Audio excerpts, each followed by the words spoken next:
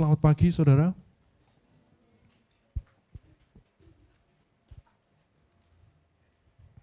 Mana Ayon tadi ya? Yes, mimpi apa saya semalam? Ayon bisa datang hari ini. Ini saya bingung, ini sebetulnya Ayon ini jadi pengunjung baru atau lama ya jadinya ya? Baru datang, kalau begitu harus disalami. Selamat datang Ayon. Mbak Ira, you did it. Anda berhasil.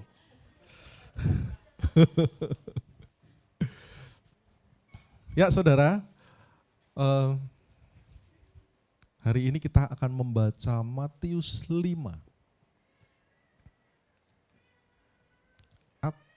Oh iya, ya. Powernya ya. Sorry. Oke. Masih connect mungkin. Oke, ya. Ya, Matius 5 ayat 38 sampai 48 sebetulnya.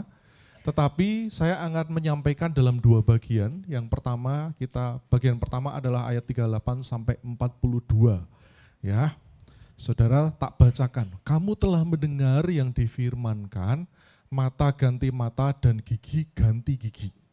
Namun aku berkata kepadamu, janganlah melawan orang yang berbuat jahat kepadamu, melainkan siapapun yang menampar pipi kananmu, berilah juga kepadanya pipi kirimu. Kepada orang yang hendak mengadukan engkau karena mengingini bajumu, serahkanlah juga jubahmu. Siapapun yang memaksa engkau berjalan sejauh 1 mil, berjalanlah bersama dia sejauh 2 mil. Berilah kepada orang yang meminta kepadamu dan janganlah menolak orang yang mau meminjam darimu. Ya. Ini perintah yang terkenal tapi tidak terlalu populer saudara, karena ini kok kayaknya ekstrim banget ya. Ada orang menampar pipi kananmu, beri juga pipi kirimu. Terkenal sih, tapi kita, saudara, seringkali lebih seneng dengan kutipan-kutipan firman yang menguatkan, ya kan? Tetapi orang-orang yang menanti-nantikan Tuhan akan mendapat kekuatan baru, ya. Mereka seumpama Raja Wali yang naik terbang dengan kekuatan sayapnya. Mereka berlari dan tidak menjadi lesu, mereka berjalan dan tidak menjadi lelah. Yesaya 40 ayat 31. Atau ketika saudara merasa, kenapa ya hidup seperti ini? Terus saudara ingat Yesaya 46 ayat 4. Sampai masa tuamu, aku tetap dia. Sampai masa putih rambutmu, aku menggendong kamu. Aku sudah melakukannya dan menanggung kamu terus. Aku akan memikul kamu dan menyelamatkan kamu. Ketika saudara merasa sedang butuh booster semangat, saudara ingat Filipi 4 ayat 13, semua orang tahu aku segala perkara dapat kutanggung di dalam Dia yang memberi kekuatan kepadaku. Atau maju lagi sedikit 4 ayat kemudian, Allahku akan memenuhi. Saya malah jadi lupa tiba-tiba. Memenuhi segala keperluanmu di dalam kekayaan dan kemuliaan di dalam Kristus Yesus. Semua ayat-ayat itu yang menguatkan itu kita seringkali posting, jadikan status. Ya, ketika saudara merasa khawatir, saudara langsung ingat 1 Petrus 5 ayat 7, serahkanlah segala khawatirmu kepadanya sebab Ia yang memelihara kamu. Tapi ayat seperti ini, siapa yang mau posting saudara di status? Kita justru malah sering-sering juga memposting kata-kata mutiara bijak dalam tanda kutip yang oleh dunia sering diposting, terus kita wah iki gue banget itu.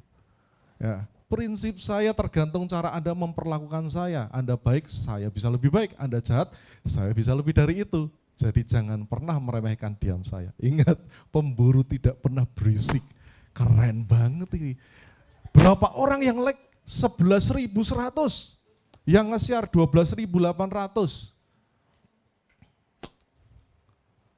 Saya bukan orang baik, tapi saya paham bagaimana memperlakukan orang dengan baik. Jika Anda menemukan saya jahat, berarti Anda yang bermasalah dengan saya, karena sikap saya tergantung bagaimana Anda.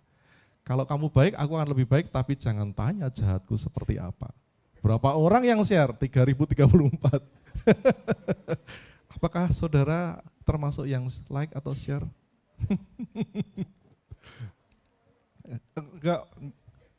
Enggak di like. Ini saya cari di Google dan ada seperti ini yo, tak screen capture. Kalau bisa bikin seperti itu ya, bikin meme-meme. Wah, itu ahlinya Hana ini mungkin yang bisa bikin ini. Ya, atau Yusuf. Hidupku simpel, lo baik, gue akan lebih baik. Lo jahat, gue bisa lebih jahat lagi. Dan tampil apa adanya, enggak ada yang ditutupin. Cie, gue banget enggak ini saudara? Ya, ya ini menarik dan orang senang share. Tetapi, ya jangan melawan orang yang berbuat jahat kepadamu. Waduh. Enggak jantan banget ini kayak gini nih ya. Ya, tapi saudara, kita harus lihat. Kita tunjukin saudara. Tuhan bilang, kamu telah mendengar yang difirmankan mata ganti mata, gigi ganti gigi. Itu dari mana sih? Tak tunjukkan saudara, supaya saudara tahu. Nah, ini dari Imamat dan Ulangan setidaknya. Ada ayat yang lain, tapi saya tidak tunjukkan. Apabila seseorang membuat orang sesamanya bercacat, maka seperti yang telah dilakukannya, begitulah harus dilakukan kepadanya. Patah ganti patah, mata ganti mata, gigi ganti gigi. Seperti dibuatnya orang lain bercacat, begitulah harus dibuat kepadanya. Maka orang-orang lain akan mendengar dan menjadi takut, sehingga mereka tidak akan melakukan lagi perbuatan jahat seperti itu di tengah-tengahmu. Janganlah engkau merasa sayang padanya, sebab berlaku nyawa ganti nyawa, mata ganti mata, gigi ganti gigi, tangan ganti tangan, kaki ganti kaki. Ya. Tapi saudara, yang kita perlu ketahui adalah latar belakang hukum ini disampaikan. Ya, ini hukum bukan buat pribadi loh saudara. Ya, bukan buat kalau ada patah ganti mata, mata ganti mata, gigi ganti gigi itu kalau engkau dijahati matamu misalnya sampai bengkak dipukul gitu, kue pukul juga matanya. Kamu ditampar, mungkin tampar ya mungkin bisa giginya patah juga ya mungkin. Kau patahkan juga giginya. Seringkali kita beberapa orang menganggap bahwa ini adalah impas, ini perintah yang impas, persis seperti ini. Ya toh? Kurang lebih seperti itulah. Jadi ini sama dengan status-status yang dibuat itu. Tetapi sebetulnya perintah ini dibuat karena seringkali orang itu membalas lebih jahat daripada apa yang diterimanya. Ya, Lameh keturunan Kain di Kejadian dia menyatakan begini, dia punya 2 istri. Hei Ada dan Zila, dengarkan perkataanku. Hei istri-istri Lameh, dia panggil kedua istrinya. Ya, dengarkan apa yang akan kusampaikan. Aku sudah membunuh seseorang karena dia sudah melukai aku, dia bilang. Aku membunuh seorang muda karena dia sudah membuatku bengkak, memukulku sampai bengkak. Saudara bisa baca di Kejadian 4 ayat 23. Banyak orang membalas itu lebih kejam daripada perlakuan yang diterimanya. Sekarang pun seperti itu, ya kan? Kasus-kasus pembunuhan di mana-mana hanya karena dia merasa terhina, dikata-katai, atau hanya dia dipukul kemudian dia membalas sampai akhirnya orang itu mati. Nah, perintah ini dibuat pertama supaya orang lain itu tidak melakukan kejahatan yang sama. Yang kedua, ya saudara, supaya orang itu tidak membalas melampaui apa yang diterimanya. Dan itu peraturan ini, hukum ini sebetulnya diberikan kepada institusi sipil yang mengadili perkara. Begitu. Jadi kalau kamu menjatuhkan hukuman kepada seseorang yang sudah menjahati orang lain, ya hukumannya jangan lebih dari itu. Begitu saudara. Jadi itu menjaga supaya enggak ada main hakim sendiri. Enggak ada tindakan seperti itu. Tapi sayangnya seringkali orang menggunakannya itu untuk membenarkan tindakannya. Begitu. Nah, Tuhan Yesus kemudian memberikan perintah lain, bukan perintah lain, ya perintah lain yang menyempurnakan bagaimana orang menafsirkan perintah Taurat itu. Sehingga ketika orang menafsirkan mata ganti mata, gigi ganti gigi, berarti aku boleh membalas. Kalau aku ditampar, aku juga akan menampar balik. Ya.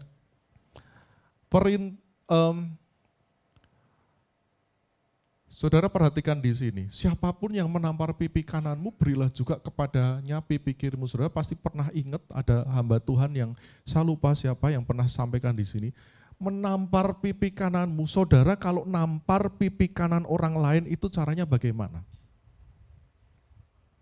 Kalau begini, saudara akan menampar pipi kirinya. Kalau menampar pipi kanan orang yang di depan saudara, saudara harus namparnya begini. Dan itu tindakan yang menghina sekali. Sebuah penghinaan yang luar biasa. Itu tamparan yang diberikan kepada seseorang yang merasa posisinya, statusnya lebih tinggi, kepada orang yang dianggap statusnya lebih rendah. Dia akan begini. Kalau begini, ya mungkin orang yang dianggap setara lah, begitu. Kepada orang yang hendak mengadukan engkau karena mengingini bajumu, serahkan juga jubahmu. Penghinaan besar ini. Karena pada masa itu orang pakai baju, atasnya jubah. Jadi kalau mengingini bajumu, itu berarti sudah yang dalamnya sudah diminta. Saudara kalau bajunya diingini, pada masa itu berarti saudara akan telanjang. Begitu. Siapapun yang memaksa engkau berjalan sejauh 1 mil, berjalanlah bersama dia sejauh 2 mil.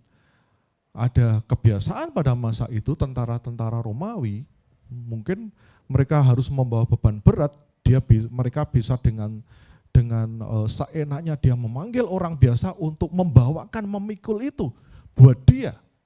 Ini bentuknya paksaan. Sama seperti saudara ingat kisah ketika Tuhan Yesus harus memikul salibnya, sesudah dia disesah, menuju ke Golgota, tiba-tiba ada seseorang yang bernama Simon dari Kirene dipaksa oleh tentara Romawi untuk memikul salib Yesus. Jadi kata memaksa di sini, kata yang sama dipakai di ayat bagian Alkitab ketika mereka memaksa Simon dari Kirene untuk memikul salibnya Yesus.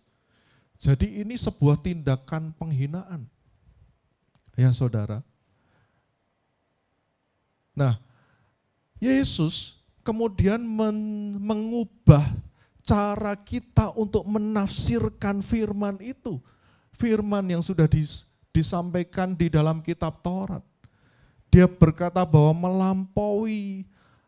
melampaui apa yang diminta, kamu lakukan, kerjakan. Ya. Tetapi saudara juga melihat prinsip-prinsip ini bukanlah sesuatu yang letterlek sehingga saudara harus lakukan sungguh-sungguh. Di setiap RT itu kan ada peraturan saudara. Tamu yang menginap harap lapor dalam 24 jam ke ketua RT. Saya mau tanya sama saudara, kalau saudara pergi keluar kota, nginep di rumah saudara, lapor ke ketua RT enggak? Enggak kan? Kalau ada orang datang ke tempat saudara, ini mau lebaran, pasti ada banyak orang pulang kampung, saudara-saudara datang, nginep di tempat saudara, saudara lapor ke ketua RT? Enggak juga. Padahal saudara tahu, peraturan itu ada. Kemarin semalam saya searching, Undang-Undang nomor 24 tahun 2013 tentang administrasi kependudukan. Memang ada aturan seperti itu, setiap orang yang berpindah sementara waktu dia harus menyampaikan keberadaannya. Perda itu juga dikuatkan dengan perda yang mengatur seperti itu. Bahkan di Jakarta itu sanksinya cukup besar. Kalau melanggar seperti itu bisa terancam hukuman penjara maksimum 2 bulan atau denda maksimum 20 juta. Sanksinya besar, tetapi hanya sedikit orang yang melakukannya. Tapi kita tahu bahwa prinsip dari aturan itu dibuat supaya meminimalkan resiko keamanan. Kita ngerti, ya kan? Jadi bagaimana kita mengerti prinsip perintah yang Tuhan Yesus berikan? Prinsipnya adalah bahwa kita itu menyerahkan hak kita. Orang Kristen itu dituntut untuk hakmu untuk membalas. Itu kita serahkan. Wis, enggak usah balas lah. Ekstrimnya itu ya kasih juga lah pipi kirimu. Ekstrimnya seperti itu. Tetapi prinsipnya adalah saudara jangan membalas kejahatan dengan kejahatan. Saudara bisa bayangkan, nek seseorang menampar saudara, kemudian saudara balik, dia langsung bas gitu kan, saudara gitu, balik lagi das gitu.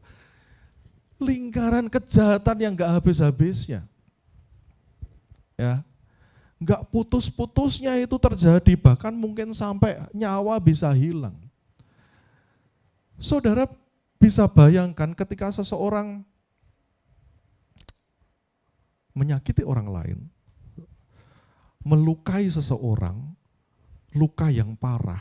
Misalnya seorang anak saja dilukai oleh temannya sampai parah. Ada kasus di mana kayaknya seorang anak, saya lupa ingat, melukai mata temannya sehingga buta, saudara. Ibunya begitu sedih, begitu hancur hatinya melihat anaknya seperti itu. Saudara bisa bayangkan kalau anak yang melakukan itu dihukum yang sama. Maka ibu anak ini juga akan sedih dan hancur hatinya. Dari kesedihan, satu kesedihan yang disebabkan oleh seseorang yang dilukai, ketika itu dibalas dengan hal yang sama, kesedihan itu akan berlipat kali ganda. Dari sana juga kesedihan itu muncul, saudara. Jadi bukan hanya lingkaran kejahatan itu akan berlanjut terus, tetapi juga duka yang ditimbulkan bisa berlipat kali ganda. Jadi Tuhan Yesus mengatakan bahwa jangan balas. Jangan balas itu.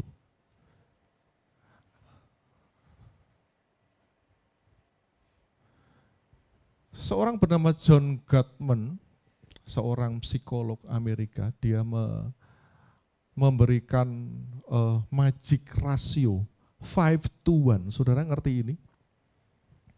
Ini dia mengatakan begini, setiap kali perlakuan buruk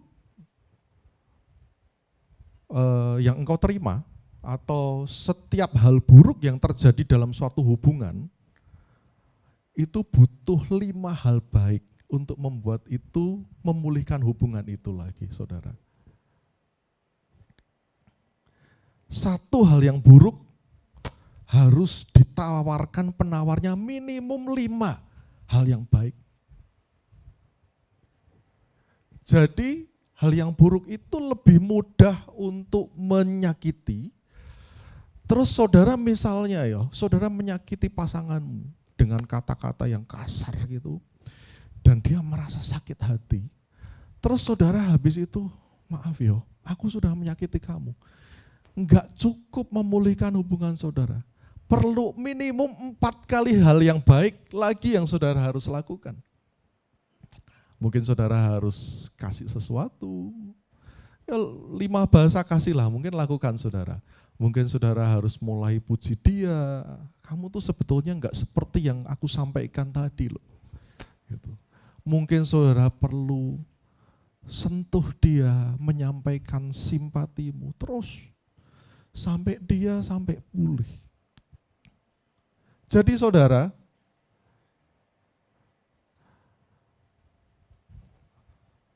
sebetulnya pembalasan yang terbaik adalah dengan tidak membalas sama sekali.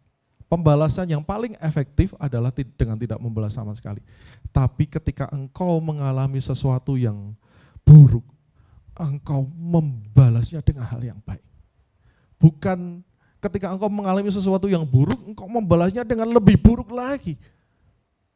Keadaan bukan jadi lebih baik, malah lebih hancur, lebih gawat, lebih parah.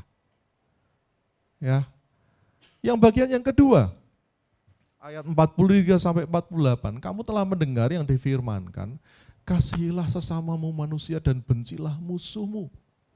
Namun aku berkata kepadamu, kasihilah musuh-musuhmu dan berdoalah bagi mereka yang menganiaya kamu.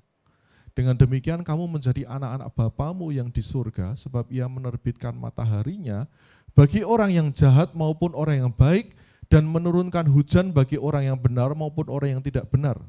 Apabila kamu mengasihi orang yang mengasihi kamu, apakah upahmu? Bukankah pemungut cukai juga berbuat demikian? Apabila kamu hanya memberi salam kepada saudara-saudaramu saja, apa lebihnya perbuatanmu? Bukankah bangsa-bangsa yang tidak mengenal Allah pun berbuat demikian, saudara? Ini juga bertentangan dari postingan-postingan tadi, saudara. Tapi saudara tahu, mengasihi musuh-musuh, berdoalah mereka yang menganiaya kamu. Ketika saudara melakukan hal seperti ini, saudara sedang merefleksikan kasih Tuhan. Kasihnya manusia itu berbeda dengan kasih Tuhan. Kasihnya manusia itu diberikan kepada orang yang layak menerimanya, sedangkan kasih Tuhan itu diberikan kepada bahkan orang yang tidak layak menerimanya. Seperti kita, orang yang gak layak menerima kasih Tuhan. Nah, kasih Tuhan itu adalah kasih yang tidak pandang bulu. Orang jahat, orang baik diterima. Menerima kasih Tuhan. Orang kaya, orang miskin, orang terkenal, orang tidak terkenal, orang tua, orang muda, laki-laki, perempuan, semua menerima kasih Tuhan. Yang kedua, kasih Tuhan itu tidak pilih kasih. Dia menurunkan hujan bagi orang yang benar maupun orang yang tidak benar. Bukan karena seseorang itu baik, dia menerima kasih Tuhan. Dan bukan karena seseorang jahat, kemudian dia tidak menerima kasih Tuhan, saudara. Jadi kita itu, kebaikan kita itu tidak menyebabkan Tuhan menjadi lebih mengasihi kita. Dan kejahatan kita tidak menyebabkan Tuhan menjadi kurang mengasihi kita, saudara. Karena kasih Tuhan seperti itu. Tidak pandang bulu, tidak pilih kasih. Dan dia melampaui orang-orang yang layak menerimanya. Apabila kamu hanya memberi salam kepada saudara-saudaramu saja, apa lebihnya perbuatanmu? Memang kenapa kalau memberi salam? Memangnya suatu hal yang baik. Tapi saudara, pada masa itu, ya, salamnya orang Yahudi itu apa sih? Shalom aleichem. Assalamualaikum. Kiranya damai turun ke atasmu. Sebuah salam itu mengandung doa. Kiranya Tuhan memberkati engkau dengan damai. Ketika kamu memberi salam, mendoakan yang baik hanya kepada saudara-saudaramu saja, apa lebihnya kamu dari orang lain? Jadi kita dituntut untuk merefleksikan kasih Tuhan, kasih yang sempurna itu, yang tidak pilih kasih itu, yang tidak pandang bulu itu, melampaui apa yang dilakukan oleh orang lain. Dengan gitu kita merefleksikan kasih Tuhan dalam hidup kita. Begitu saudara yang Tuhan mau. Ya. Nah, dengan demikian haruslah kamu sempurna sama seperti Bapamu yang di surga semua. Sempurna itu berarti saudara dewasa dalam menyampaikan kasih saudara. Ya. Salah satu tanda bahwa saudara sedang mengasihi seseorang, ya. Saudara perhatikan di dalam Alkitab, kasih cinta itu bukan sebuah sekedar perasaan, tetapi sebuah tindakan yang aktif yang dilakukan. Jadi bukan sekedar aku cinta sama kamu, aku merasa sayang sama kamu, dan kemudian ketika saudara sudah gak cinta lagi, saudara sudah merasa ilfil, gak ada rasa lagi, enggak. Kasih itu sebuah tindakan aktif, mengasihi. Dan salah satu tanda yang mudah ujian saudara mengasihi seseorang atau tidak, saudara mengasihi orang yang menganiaya kamu atau tidak, saudara bisa mendoakan dia. Saudara bisa bilang, Tuhan, berkati orang itu. Ampuni dia sudah menyakiti aku. Saudara pikirkan sekarang ini satu orang yang sudah menyakiti saudara begitu rupa sehingga saudara sakit hati, ya. Susah enggak untuk mengasihi dia? Susahnya luar biasa, tapi saudara harus mengasihi dia. Pikirkan satu orang saja. Mulai berdoa buat mereka yang menganiaya engkau. Tuhan, dia enggak ngerti apa yang dia lakukan. Tuhan, berkati hidupnya, ya, buat dia kenal Tuhan, berkati dengan melimpah. Bisa enggak saudara seperti itu? Amsal 25 ayat 21 katakan, jika seterumu lapar, berilah dia makan roti, dan jikalau ia dahaga, berilah dia minum air. Karena engkau akan menimbun bara api di atas kepalanya dan Tuhan akan membalas itu kepadamu. Saudara jangan berpikir bara api itu sesuatu yang membuat dia kelojotan. Takut karena pembalasan adalah haknya Tuhan. Biarkan dia mengalami azabmu ya Tuhan. Biarlah dia dilaknat oleh engkau. No. Bara api di sini adalah membuat dia itu merasa, merasa enggak enak sendiri. Sudah menjahati saudara. Saudara, membalas kejahatan dengan kebaikan merupakan bentuk pembalasan yang paling sulit dilakukan, tapi paling efektif. Dia akan sadar, wah, iya aku ki malah sing salah, saudara. Jadi ini paling efektif ketika engkau membalas seseorang itu dengan kebaikan. Jadi statusnya kurang lebih seperti ini harusnya. Kamu baik, aku pun baik. Kamu jahat, aku tetap baik. Karena aku diajari seperti itu, saudara. Amin. Coba buka Roma 12 ayat 17. Risma saja, baca Ris. Tempat minumnya sama dengan saya.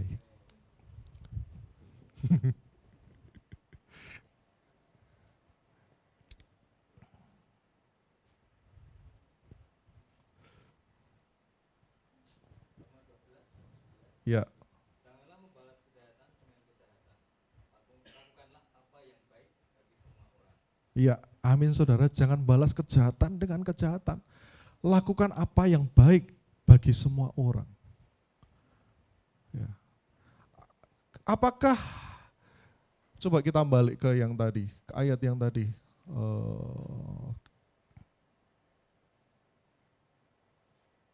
Bentar, ayat yang mana?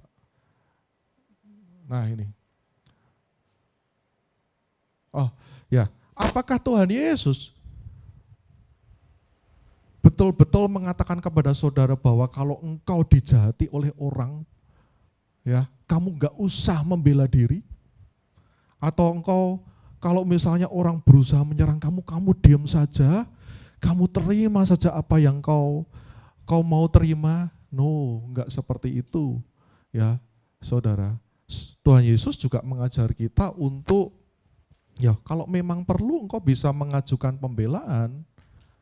Dia katakan ketika engkau diajukan ke mahkamah agama, Tuhan akan memberikan kepadamu apa yang harus engkau katakan sehingga engkau bisa membela diri.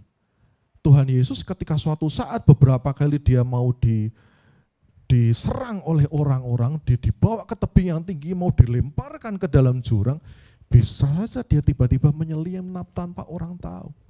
Jadi saudara ngerti maksudnya bahwa bukan letter lex itu seperti contoh aturan melapor ketika menginap seperti itu, tapi saudara tahu prinsipnya. Prinsipnya adalah pertama menyerahkan hak saudara untuk membalas, kedua saudara mengasihi.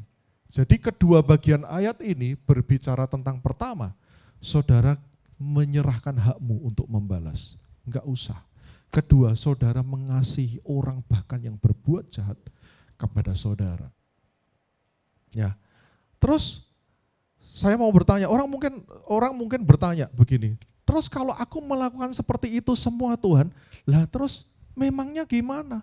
Memangnya apa yang terjadi dengan aku, memang apa yang aku dapat? Suatu hari ketika seseorang muda datang kepada Yesus yang kaya, orang muda yang kaya, dia bilang, Tuhan apa yang aku harus lakukan ketika supaya aku dapat hidup yang kekal? Tuhan bilang, jual semua hartamu, berikan pada orang miskin, kamu datang mengikut aku. Kemudian dia kecewa dan meninggalkan Yesus. Petrus yang melihat kejadian itu, dia berkata, Tuhan kami sudah meninggalkan segala sesuatu loh, dan ikut Engkau. Dia sedang seolah bertanya, Tuhan, terus apa upahnya buat saya? Saudara mungkin bertanya, Tuhan, aku loh menyerahkan hakku untuk membalas. Nanti aku dapat apa? Tuhan, aku mengasihi musuhku loh, enggak membalas orang yang jahat sama aku, mendoakan mereka, terus apa yang aku dapat? Penghinaan tok, sudah itu saja. Tuhan bilang, aku berkata padamu, sesungguhnya setiap orang yang karena kerajaan Allah meninggalkan rumahnya, istrinya atau saudaranya, orang tuanya atau anak-anaknya akan menerima kembali lipat ganda pada masa ini juga, dan pada zaman yang akan datang ia akan menerima hidup yang kekal. Saudara tahu salah satu prinsip kerajaan Allah, ketika engkau menyerahkan sesuatu, engkau justru akan mendapatkan kembali lipat kali ganda. Barang siapa mempertahankan nyawanya, ia akan kehilangan nyawanya. Barang siapa kehilangan nyawanya karena aku, dia akan memperolehnya, saudara. Prinsip kerajaan Allah itu semakin engkau menyerahkan sesuatu, Tuhan ini hakku untuk membalas. Hakku untuk melawan Tuhan. Hakku untuk dianggap statusku sama dengan dia. Hakku untuk mendapat penghormatan dari orang lain tak serahkan. Ya, ketika engkau menyerahkan itu semua, engkau akan justru mendapatkannya kembali. Tetapi ketika engkau justru ngotot menuntut hakmu itu dipenuhi, saudara, mungkin saudara akan kehilangan itu semua. Ya, ngerti ya saudara? Hari ini kita belajar bahwa kita dituntun untuk melampaui apa yang dunia ajarkan. Nek kowe dijahati, kowe bales impas, ora salah. Tapi Tuhan bilang jangan bales. Justru kamu harus doakan dia, kamu berkati dia, kamu ucapkan salam supaya damai itu jatuh ke atasnya. Itu alasan saudara untuk melakukan itu semua. Saudara akan mendapatkannya kembali semua yang saudara serahkan. Saudara enggak kehilangan apa-apa. Oke.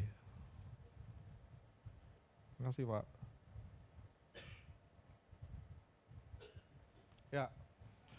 Saudara memilih untuk memberikan respon positif atau respon negatif.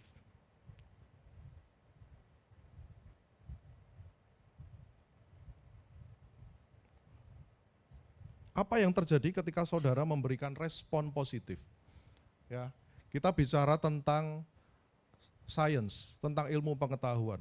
Ketika saudara memberikan respon positif, tubuh saudara akan mengaktifkan yang namanya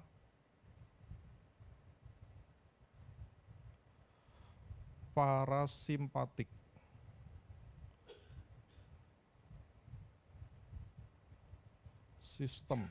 Sistem syaraf parasimpatik. Ketika saudara memberikan respon negatif, saudara akan mengaktifkan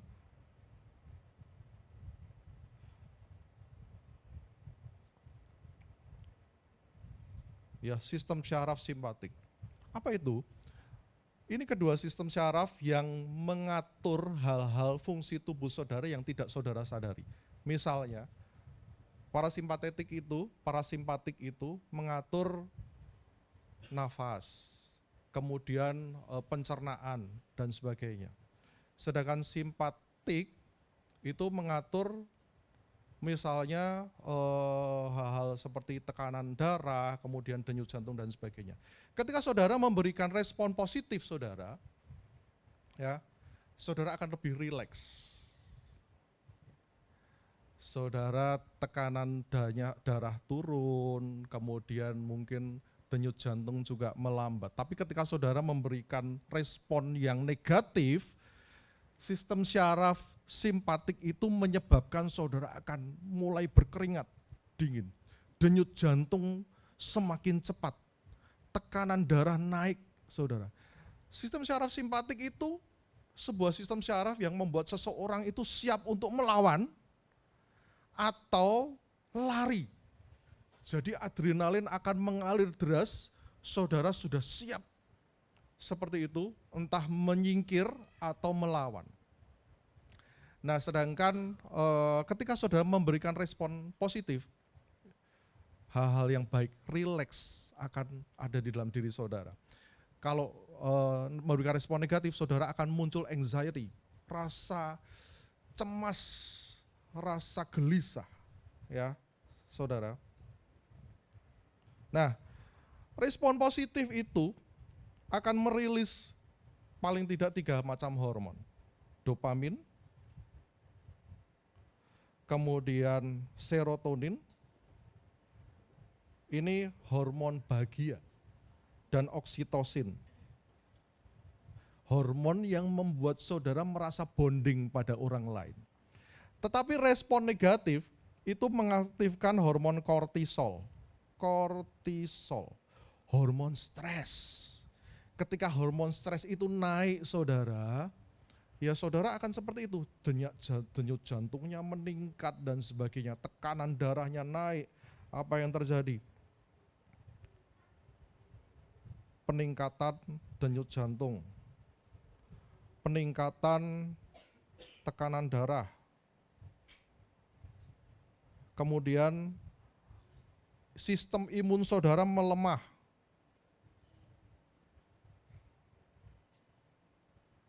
Bahkan saudara, bisa jadi saudara mengalami yang namanya kenaikan berat badan.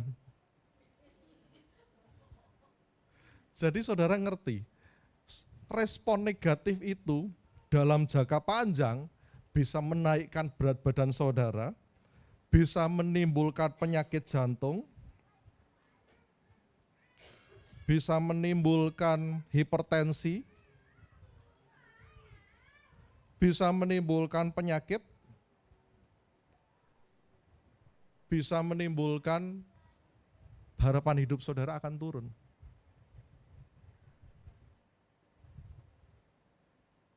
Life expectancy. Ya, saudara milih. Makasih Pak. Saudara milih mau beri respon positif atau negatif. Kalau saudara berikan respon positif, ya, semua hal ini sebelah kiri, sistem syaraf parasimpatik akan bekerja, diaktifkan, hormon-hormon dopamin, serotonin, oksitosin, saudara nanti belajar sendirilah, saya belajar seminggu ini. Hormon bahagia itu mengalir deras dalam diri saudara.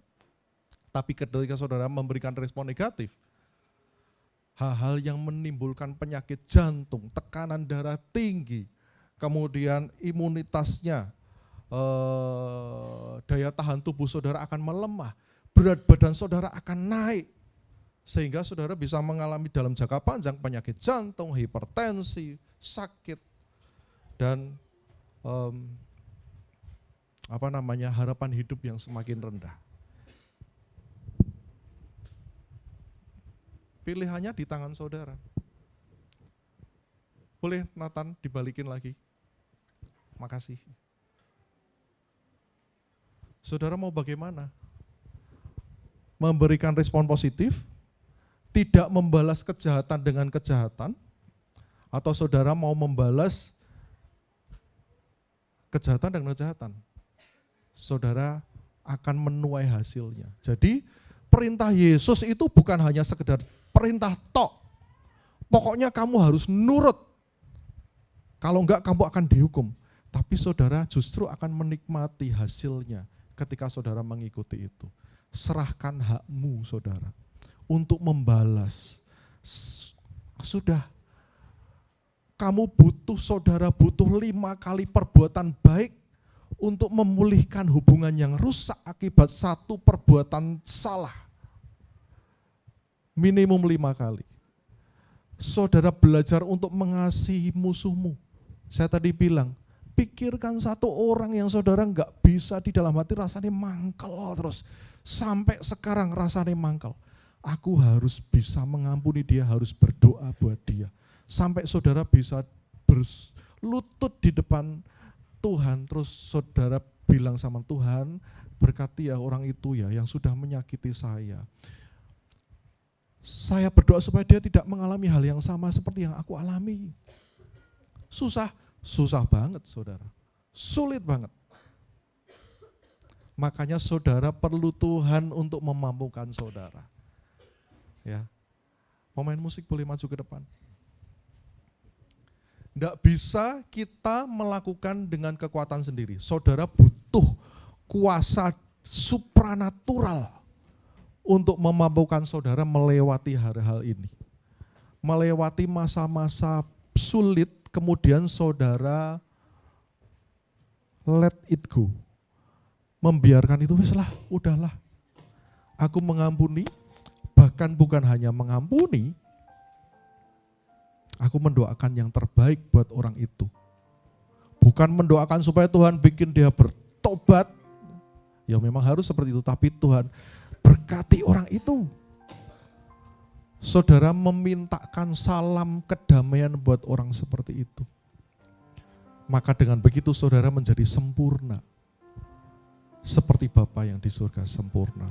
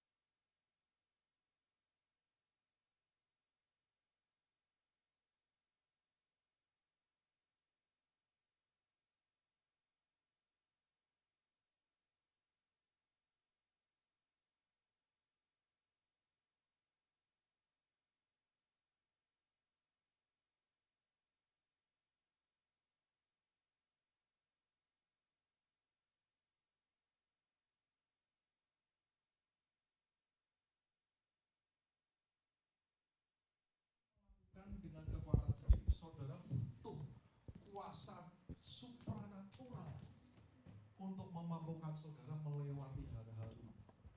Melewati masa-masa sulit, kemudian saudara let it go.